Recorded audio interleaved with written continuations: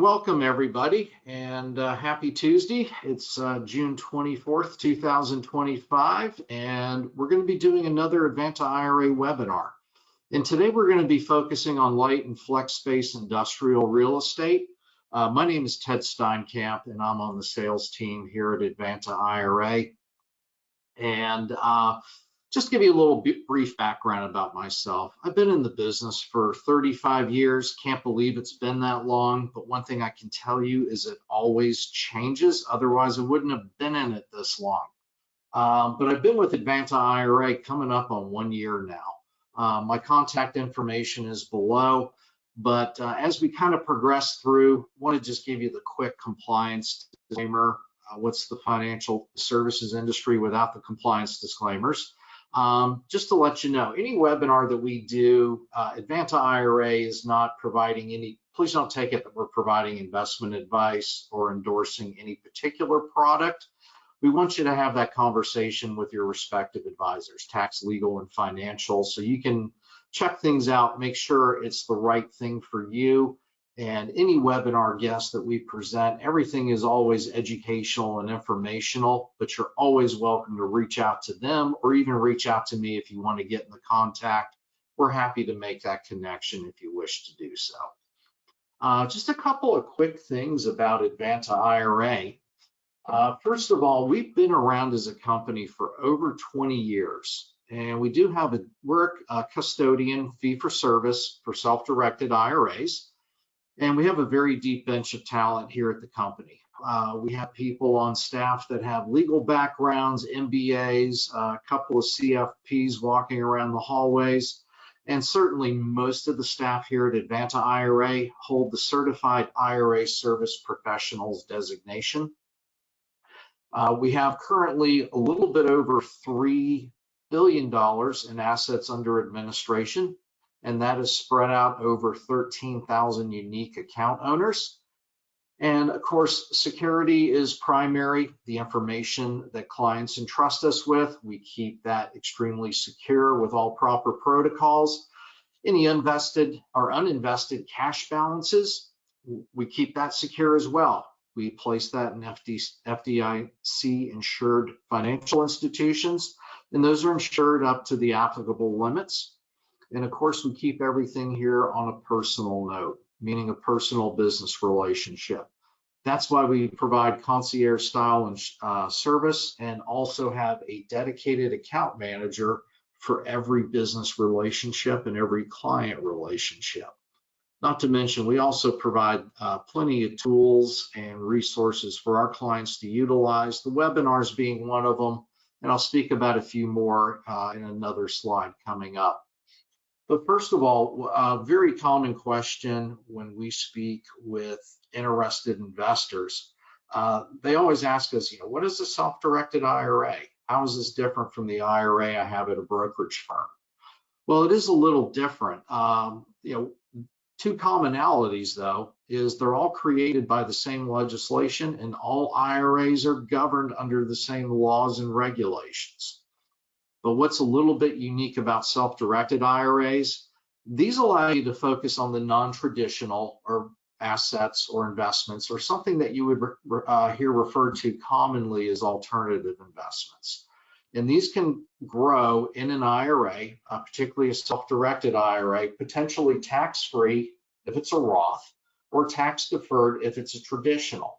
And some of the unique features of alternative investments is they can provide different benefits and features depending on the type of investment. Some could have faster growth, some could produce more income, some can help control risk in a more traditional portfolio. So certainly a conversation for you to have with your financial advisor. When you take a look at the self-directed IRAs, one of the benefits is it gives you complete control over your retirement funds.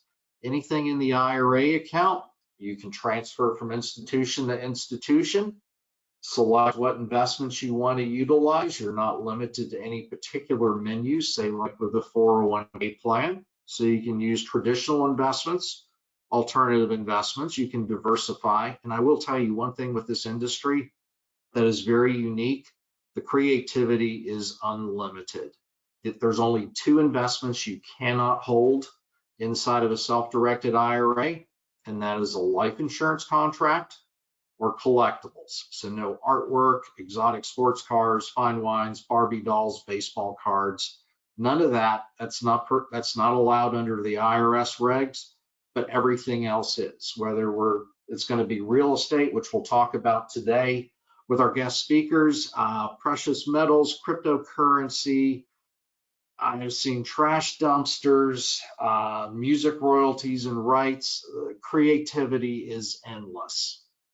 Now, why would someone actually choose the self-direct? A couple of things. First of all, a lot of people are not aware that their IRA is a source of investment capital outside of traditional investments.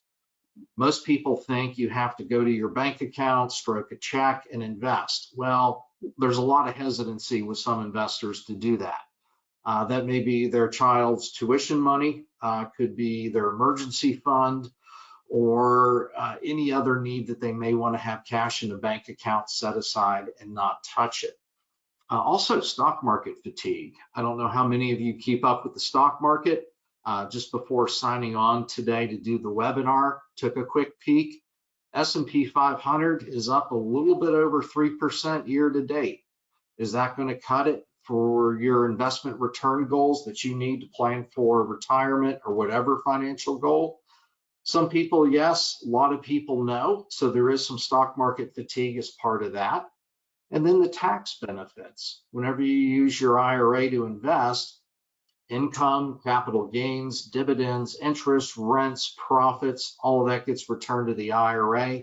So you don't get taxed on it directly. So that's where that resides. Now, as far as the accounts that you can utilize for self-direction,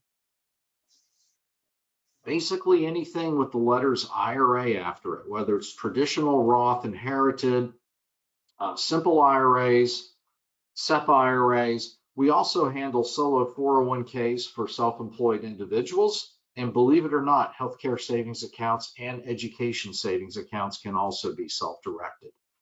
It's a very easy process. If you wanted to pursue it, you can certainly reach out to us. It's very simple to open up an account. We do it all digitally. We keep it online. For those of you that still prefer paper forms, we can get those out to you. If you prefer that, just let us know. We will handle the actual transfer process of moving the monies from the other custodian on over to Advanta IRA to fund the account. And then when you're ready, we'll help you fund the actual investment. It's a very, very simple process. And of course, as I mentioned earlier, webinars are part of the events that we do. We have these posted to our website as well as our YouTube channel. And we'll have this particular webinar posted within 24 hours of finishing. So about this time tomorrow, it'll be available. We also do podcasts and from time to time have blogs that go on. But with that being said, what I'd like to do from here is bring on our guest speakers, Dan and David. And Dan, I am going to be handing over screen controls to you. And please let me know if you got everything there. Does that look like it, Ted, on your screen? I can see it. All right, perfect. It worked. Thanks, Ted. Hey, we appreciate you having us on. My name is Dan Culler. I'm the CEO of Avistone, an industrial real estate investment company. I'm here with David Sheets, our Vice President of Investor Relations. And we want to talk to you a little bit today about multi-tenant industrial. It's got a lot of names, multi-tenant industrial real estate or shallow bay or flex industrial or incubator space, but it really all means the same thing, and we'll get into that today. But just to give you a little background on us, well, I need to change that picture. It's a little old at this point. Anyway, so Dan Culler, CEO. I started the company in 2013 with my partner Richard Kent, and the intention in 2013 was to buy multi-tenant real estate investment properties. So it's really what I know and love. I've been in the business for nearly 35 years. at this point. I've leased this type of space as a broker out of college. I've been in acquisitions for another large investment company, asset management, dispositions. I've done it all within this real estate space, and it's near and dear to my heart. Since 2013, when I started the company with Richard Kent, we have, go to the next slide. We have, David, I apologize. This one's that's okay. a little different. That's okay. We're a little mixed up on the slide. So what I want to do is just jump down here. My apologies. So since 2013, when we started acquiring this type of real estate, we've acquired 4.3 million square feet of space, 700 million in transactions. And we've acquired 27 industrial properties located in California, Texas, Georgia, Florida, Ohio, and Michigan. And we've taken 24 of those investments full cycle, in that they've been acquired, managed, and sold. We sold a few properties along the way since in the last 12 years, but we did really sold a bulk of the properties in our portfolio, an 18 property portfolio in 21 and 22. So we saw that at that point that there was a little bit of euphoria in the market. There was lots of money chasing deals. We were approached by an investment firm that had a large sum, an infusion of cash from a Middle East sovereign wealth fund, and they approached us about buying the portfolio, and it was a good deal for us and our investors, so we took them up on it.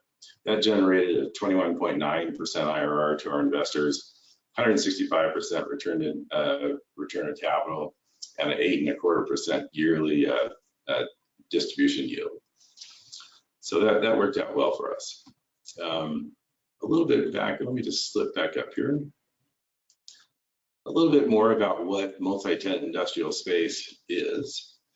Really, they're industrial properties, they're warehouse properties. They're used primarily for distribution, storage, light manufacturing. But we like the multi-tenant type of property. Multi-tenant properties are several tenants, as the name would imply, several tenants in the same building.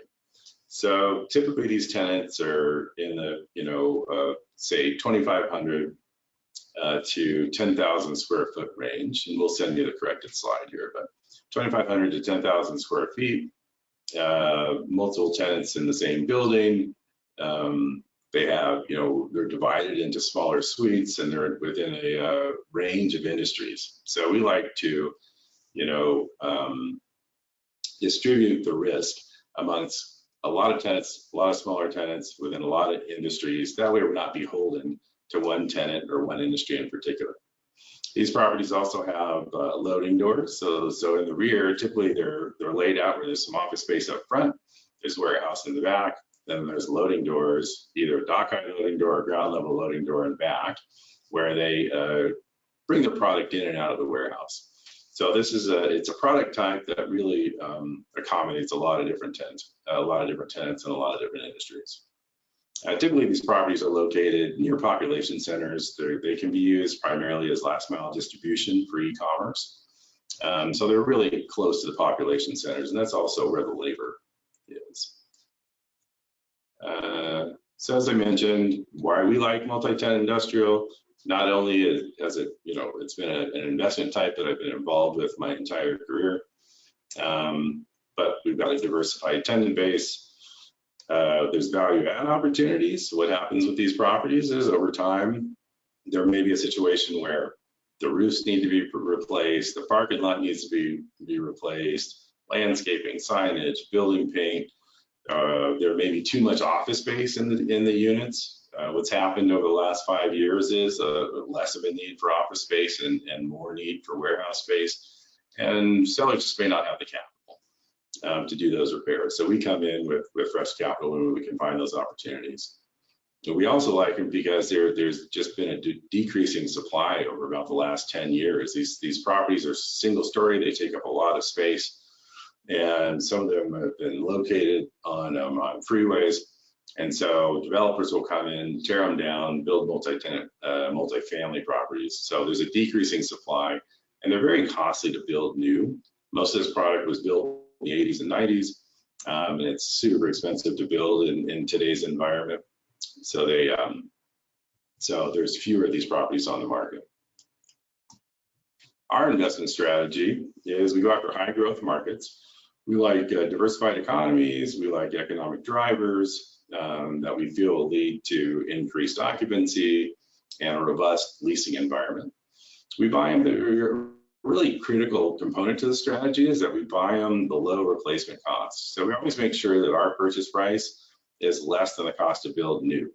That hasn't always been the case, especially lately. So we're super cognizant of the fact that these things have to be purchased at a price that's less than cost to build it. There's a diversified tenant base. We typically like 10 plus tenants in a park for diversity. No tenant occupying more than 20% of the space, so we're not beholden to one tenant. We also manage all this. Is a very key component of our strategy. We manage everything in-house. We had at one point a single portfolio over 4 million square feet. We had 600 tenants in the portfolio. We managed all of it in-house. We have property managers on site, and we do the asset management from our corporate office. And what this really does is, as opposed to having a third-party manager, is it allows us to get ahead of tenant needs, right? So we can, where a third-party manager may have 15 properties that they manage, all they can do is just react all day long to issues, to problems. We get ahead of all that. And so we make sure that the tenants are happy, and that's critical in this product type, so they renew when their lease terminates. And then we sell strategically. So that could mean a portfolio sale, as we saw previously. It could mean, there's an investor in the neighborhood that just has to have the property for whatever reason. We may sell individually, or we may sell as a portfolio, just depending on what the market looks like at the time the investment matures. So our value add strategy, we look for properties that are functionally obsolete, and most of the time that means heavy office space. Sometimes what's happened over the last couple decades is they'll take out the loading doors in the warehouse and they'll replace those with glass, and then they'll build out the unit to 100% or 60 to 100% office space. Well, that type of space just isn't in demand like it used to be. So what we'll do in that situation is we'll go tear out the office space, we'll bring it back to about 20 or 30% office. We'll replace the glass with a loading door, and those spaces tend to lease quicker and much more demand in today's environment. We also look for sellers that have a capital deficiency. So, you've owned this property for a number of years and you don't have the money to replace the roofs, to paint the buildings, to put in new signage, landscaping, parking lots, peel back the office. So they may have a high vacancy because of that. So we come in with fresh capital and solve all those issues. And what we're also seeing lately, and we actually just acquired a property in Tulsa, Oklahoma, and another one in Dallas, Texas, where the seller bought the property recently in around 2022 at the top of the market. They had very favorable loan terms. Debt was plentiful, super cheap at the time, and they had a 3-year bridge loan, and that 3-year loan is coming up in 2025. And we've got a much more stringent lending environment right now. So you have a seller who's going, I'm going to have to, if I refinance this thing, then I'm going to have to put capital in to pay down the loan balance, and I'm going to be paying interest rates that are probably twice what I have been paying. Or I could sell it, and oftentimes they're taking a loss depending on when you bought it. So we're seeing a lot of those opportunities right now too. David, if you can see my screen, I'm going to have David Sheets go over a couple of our case studies and properties that we've acquired previously and what we're able to achieve with these. Yeah, so here's one example of that investment strategy put to work. We acquired 2 properties in the Tampa market in August of 2017 for a little over $16 million. 230,000 square feet, 14 buildings. Initially, there was an occupancy between the 2 properties of about 86%, and they were about 50-50, give or take, office to warehouse space within each of the units. So there was some cash flow coming in, but definitely some upside for us as well on this deal.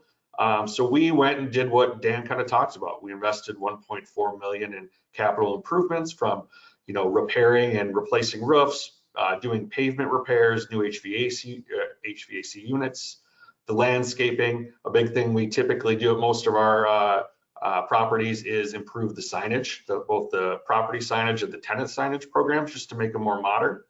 And then a huge part of our typical strategy is going in and taking the units that are vacant and putting them in what we kind of call make-ready condition. So building them out so they're kind of white boxed and ready to go, which really increases the leasing velocity for us. Yeah, David, that's a good point. In our portfolio, we've noticed over the years that if you take a space that's vacant and ready to be leased, you have to clean it up, reconfigure it, and get it move-in ready. And the reason is these smaller tenants, say 2,500 to 10,000 square feet, they just don't, typically they're coming to us, in 60 days before their lease is up and they're in their building, they need to expand, they're in a hurry, they need to move in, and they can't wait 90 days to get the space renovated. And so that's kind of a critical error that a lot of operators make in our space is leaving the spaces in disrepair and expecting a new tenant to come in and visualize what the space could look like. So we go through all the vacant spaces, clean them up, and get them ready to be moved in. Yep, and then along with that, we're going through, as we acquire the property, the rent rolls, seeing if there are any tenants that are not performing like they should, moving on from them, and then looking at our lease-up plan, which in a number of the properties, it's average, 5 to 15% below market rents in there. So we have the ability, with the shorter lease terms of these types of tenants of 2 to 5 years, to be able to gently bump rents up just to market, which adds, a little bit more to that value we're trying to create for our investors. So in this case, Baytech Center, one of the two properties, we moved that occupancy up to 95%. The other property, Airport Corporate Center, we actually got that up to 100%. We've never underwrote 100%. That was just a bonus for us, if you will, which is great to see. We sold it in March of 2020 as part of the portfolio sale that Dana mentioned earlier for $23.7 million, and had a distribution rate that averaged 8% throughout the 2.5-year hold period. And in the end, delivered over a 20% IRR, total return annualized to our investors. So this property, as an example, turned out very well for us. And I believe, if I remember correctly, the actual IRR we underwrote was about 15% for this deal. So we significantly outperformed it, which is definitely something we like to look at, trying to be conservative with our underwriting when we do present something to investors. And so this is one that Dana mentioned earlier, a current property of ours, Maxim Business Park in the Tulsa market. Purchased it October of 2024 for just under $7 million. At that time, this is a true value add deal, seeing that the occupancy was at just under 47%, and the office finish, as Dana mentioned, was at over 80%, which is much higher than the market demand is for. So our strategy going in was to first renovate that vacant space that was overall 57,000, and try and move that down to the balance of it, about 35% office to 65% warehouse. So that's that make readies that we're talking about as well earlier. We're also going to take and divide the 24,000 square foot building into 3 units of about 8,000 square feet each. Once again, as the demand we see for this type of space, we really see it significantly in that 2,500 to 10,000 square foot unit space, versus trying to lease out a 24,000 square foot space has a lot less potential demand in the market. We would go through, and in the office part, just make things look modern and clean, put in vinyl floors and, squares, casual carpet squares, in the office spaces. New modern property signage, improve all the landscaping, paint the buildings, modern colors. So just really cleans up the visual of it. So when people do come to the park, they're like, oh wow, this is a nice, clean park that I'd love to rent out. Yeah, this property really was kind of the poster child for what we look for, and that the seller had a loan coming due. We actually closed just a couple of weeks after his loan was due, and he had a big tenant that moved out. The tenant was about 40,000 square feet, so almost 40% of the space and almost 100% office space. So he didn't have the capital to reconfigure the space, cut it up into smaller units, and tear out the office space and get it, set up for most warehouse tenants out there. Loan coming due, would have had to pay down the loan, so he would have had to do a capital call from his partners. So it was just the right opportunity. So we were approached directly on this one by a broker that we have a relationship with, who said, "Hey, this might be a good opportunity for you." Went in and bought it. We've actually done a lot of the renovation work right now, the signage, the landscaping, the building paint. These are before pictures, but it looks really good right now, and we're well on our way to getting some leasing done. Yeah, so the capital expenditures, like Dan mentioned, have been worked on right now with a significant amount done. Currently, we also increased leasing by 20% in the short time we've had it, just by putting a focus on it. So it's on budget currently compared to our underwriting, and what we had projected is about a 16% IRR over a 3-year hold, and at this point, we still project that to achieve that for our investors. We already went through that slide. Right. And then just like, working with Advanta, we're trying to give the best customer service and investments experience possible as well. So we look at when we do an investment, the subscription process, we make it as painless as possible for our investors, and we work directly with Advanta to get all the needed paperwork done so it's not a burdensome to you.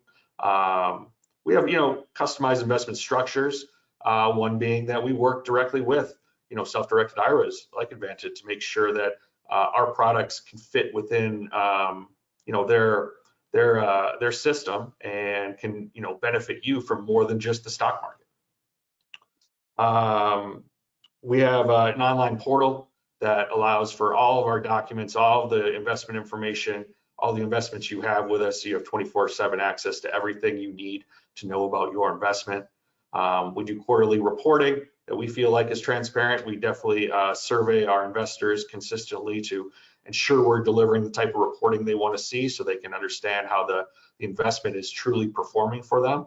And then on an annual basis, we provide K1s, and we really focus on delivering those by mid-March of each year as to not have you have to extend your tax returns, as some other sponsors unfortunately do push that along. And also, one thing, if I may add real quick, for those of you who are Advanta IRA clients, everything David mentioned to you, y'all know that we do the heavy lifting on the paperwork and also with the reporting, because Avistone will upload that to us, and then we'll take care of that issue, so it's off your shoulders. I'm sorry, go ahead, David. No, that's great. That's great, Dan. Dan, did you want to say something? I think. No, I think that's good. Are we ready? Yeah, if there's any questions, here's the contact information for us. We'd love to answer any questions if we have any. Yeah, absolutely. I've got the chat box open and the questions, so feel free to enter your questions there. And while we're waiting for a few to come in, I do have a question for both you, all. Obviously, we got a lot of similar product in the Atlanta market as far as the real estate. Stuff that was built the 80s, the 90s. It was the old call centers, and now it's getting repurposed. Outside of like flex space or light industrial, you're seeing any other industries, or what would be the main industries that are really utilizing this space? Yeah, this type of space is really useful to so many different types of tenants. So we have, call centers. Really, we see that space. It used to be used as call centers. We've converted a lot of that space. It's not a use that is very prevalent anymore. But we see, in today's environment, a lot of contractors, HVAC repair. We've had labs, several labs. We've had Tesla, the bigger company, but it's Tesla service centers in our space. A lot of e-commerce type companies. So if you're a mom and pop shop and you sell on Amazon and you distribute from your warehouse, you'd have that type of warehouse. Pest control companies, you name it. It just, the list goes on and on and on as far as the types of uses. It's typically storage, distribution, light manufacturing. So we have electrical components being manufactured in these spaces, food distribution in these spaces. So it's just the nice thing about it is it can accommodate so many different uses that that we feel are well diversified in our tenant base. Even everything from breweries and gyms too, like you said, it's like all different types of businesses, which really appeals to us, because if one industry isn't doing as well, it doesn't limit who can lease our space. Do you see much demand from the healthcare sector? Because I have seen things like kidney dialysis clinics in some of those spaces, the ones that don't need to be on a hospital campus, but they're looking for an alternative from a cost per square foot standpoint. Yeah, we actually had Avistone dialysis center in several of our properties. In San Antonio in particular, had a large Avistone dialysis center there. Currently in Dallas, we have a company called Healthline, and they fit and distribute CPAP machines. We're doing very close to completing a 15,000 square foot deal at our Tulsa center with a pharmacy. They're basically like a commercial distribution pharmaceutical company. So they fill orders and send them out to hospitals and congregate care homes and another medical related use. We have quite a few of these types of tenants in our Tampa properties. We have 5 properties in and around Tampa, Florida. And they were distributing hospital beds, gowns, all the items that you would see, and really, accommodating the older population in Tampa. Okay. Few questions have come in since we've been chatting, Dan and David. One of the questions from one of the attendees is, any failures in the portfolio where you've had to pivot away and come up with a plan B? And then just their follow-up question is, what sort of investment minimum do you look for from investors? Yeah, great questions. You've been in the business long enough, and you can't win them all, although we're pretty darn good. I would tell you the failure, it ultimately turned out to make money, but the reason it was sold in a portfolio, we bought a property in Atlanta. We had 1.5 million square feet in and around Atlanta in the portfolio. And we bought a property in probably around 2017. And we converted that to creative office. So that was a big movement at the time, where you could take this warehouse space, you put in high ceilings, it's concrete floors, it's it's an office in a warehouse feel. And that didn't get leased as quickly as we thought it would. Now, ultimately, it sold in the portfolio to Arden. So we did well on it, but it wouldn't be another strategy that I'd use in the future. Our minimums, David, typically our minimums are 50,000. Any different for an IRA investor? No, typically 50, but from time to time we'll look at 25, depending on the deal. Okay, and I had one attendee just shoot in a question asking about the impact of UBIT. Can you talk a little bit about from the portfolio with the distributions, how much, if any, of the distribution is going to be subject to UBIT? So from our understanding of what over the history of the portfolio, a significantly minimal amount has ever been subject to UBIT. Now, we don't, obviously get into each person's individual tax situations. You need to consult with your tax professional on that. But that has been the historical part from what our investors have told us they have gone through, and what I've invested in some of our deals, and have not had any issues with my IRA either in the past. Great. And another question has popped in about discount valuations on Roth conversions for the investment offering, or what you all currently have up on the docket. So do you do any sort of discount valuations on the Roth conversions? We do not. We have. I'm not honestly too familiar with that, but that hasn't been part of our offerings or strategy in the past. Okay. And are most of the properties leased to tenants on triple net leases, or do you do full service lease? Can you elaborate a little bit on that, Dan and David? Sure, yeah, absolutely. These are, and that's a strategy in and of itself. A vast majority are leased on a triple net basis, right? So full service gross would include all the operating expenses of the property in their rate. Triple net excludes those, and they pay separately for taxes, maintenance, and insurance. And so we like to have tenants on a triple net basis. That way, if our expenses go up, they're fully passed through to the tenancy. So what we've done and what we're doing in Dallas is when we buy a property that might be on a gross basis, not a full service, but a modified gross, where they usually pay for their base rent, plus they pay increases in taxes, maintenance, and insurance. Well, we convert those, and we just did this with Carrier Air Conditioner in Dallas, where they renewed their lease and we converted them to a full triple net lease. So they pay their base rent, plus they pay all the property's expenses in addition to that, whatever they may be. So a triple net is a type of rent, is something we pursue, and we're very active in converting any tenants that aren't triple net right now. You're finding the lease rates are increasing in the various markets in which you all have properties? Yeah, increases in rents really in 22, 23 were astronomical, especially in places like Dallas.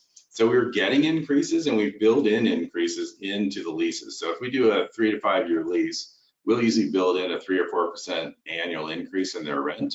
So it goes up automatically. Market rents are going up at a slower pace than they used to.